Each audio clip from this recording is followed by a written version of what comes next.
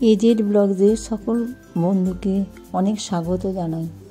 আজকের রেসিপি শুক্তো সাবেকি পদ্ধতিতে। এটা বানিয়েছিল আমার মা, ভীষণ টেস্টি একটা শুক্তো। তবে শুক্তো নয়, এটা শুক্তনি। এটা বানানো একটুখানি সময় নিয়ে করতে হয়। সবজিগুলো দেখিয়ে দিলাম। ডালের বড়ি ভেজে নিয়েছি, কলাইয়ের ডালের বড়ি, আর ভেজে নিচ্ছি উচ্ছেগুলো আমি হালকা লাল করে ভেজে নেব। খুব একটা যে কড়া করে ভাজবো তা নয়, উচ্ছেগুলো লাল করে ভেজে নেব একটু টাইম নিয়ে, কারণ কমানো আছে আঁচটা। উচ্ছে ভাজা আমার হয়ে গেছে, তুলে নিয়েছি। একই পদ্ধতিতে বেগুনগুলো একটু ভেজে নেব, তবে খুব লাল নয়, খুব কম তেল দিয়ে আমি এটা রান্না করছি। ভীষণ পুষ্টিকর সুস্বাদু একটা খাবার।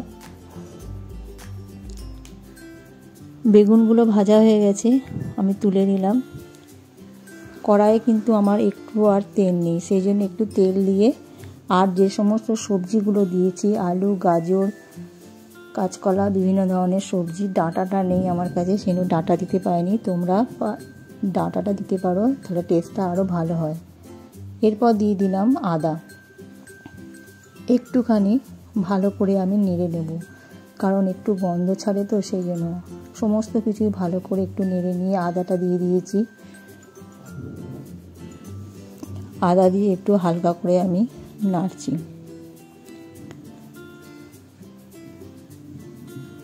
আদা দেওয়া হয়ে গেছে। এরপর দিয়ে দিলাম একটু হলুদ দিয়ে ভালো করে আমি আর একবার নেড়ে নেব।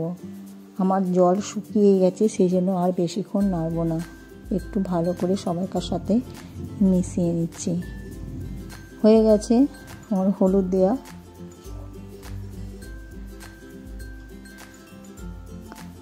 হলুদ দিয়ে দিয়েছি। এরপর দিয়ে দিলাম একটু জল, সেদ্ধ হওয়ার মতো। বেশ একটু জল ঝোল ঝোল থাকবে, খুব তবে ঝোল থাকবে না।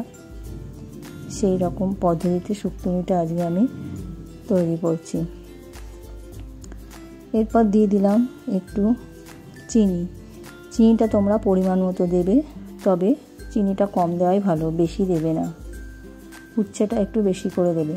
দিয়ে দিলাম একটু নুনটা পরিমাণ মতো দিলাম, আর দিয়ে দিলাম একটু সর্ষে বাটা। এরপর ভালো করে আমি এটাকে নাড়িয়ে চালিয়ে নিলাম, একটু ফুটে উঠবে। তারপর দিয়ে দিলাম আমি উচ্ছে আর ভেজে রাখা বেগুন। এগুলো দিয়ে ভালো করে নেড়ে নিচ্ছি।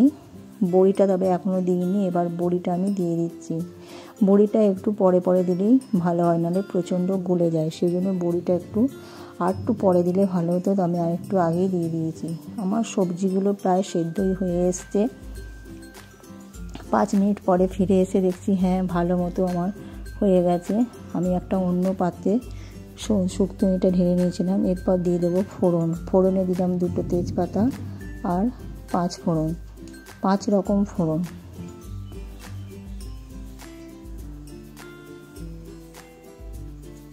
এরপর এই ফোড়নটা একটু হালকা বেশ সুন্দর একটা গন্ধ দেবে, ততক্ষণ আমাকে একটু ওয়েট করতে হবে। ফোড়নটা প্রায় হওয়ার মুখেই তেজপাতাগুলো বেশ ভাজা হয়ে গেছে, ফোড়নটাও ভাজা হয়ে গেছে।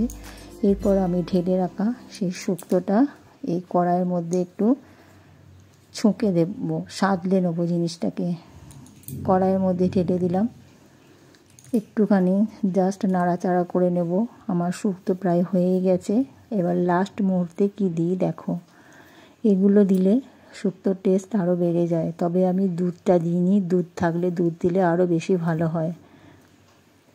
এরপর দিয়ে দেবো আমি একটু ঘি দিলে আরও টেস্ট খুব সুন্দর হয় শুক্তো করতে গেলে, যেহেতু নিরামিষ রান্না। এরপর দিয়ে দিলাম ওতে 1 চামচ ঘিয়ের পর দিয়ে দিলাম সেই মশলা, মায়ের হাতে তৈরি। এই সুন্দর মশলাটা ছাড়া শুক্তো অসম্পূর্ণ। শুক্তোটা দিয়ে মশলাটা দিয়ে ভালো করে নাড়িয়ে চাড়িয়ে নিলাম। আমার শুক্তো রেডি। এরপর পরিবেশনের পালা। কেমন হয়েছে কমেন্ট করবে আর আমার পাশে থাকবে। ফিরে আসবো আবার একটা নতুন রেসিপি নিয়ে।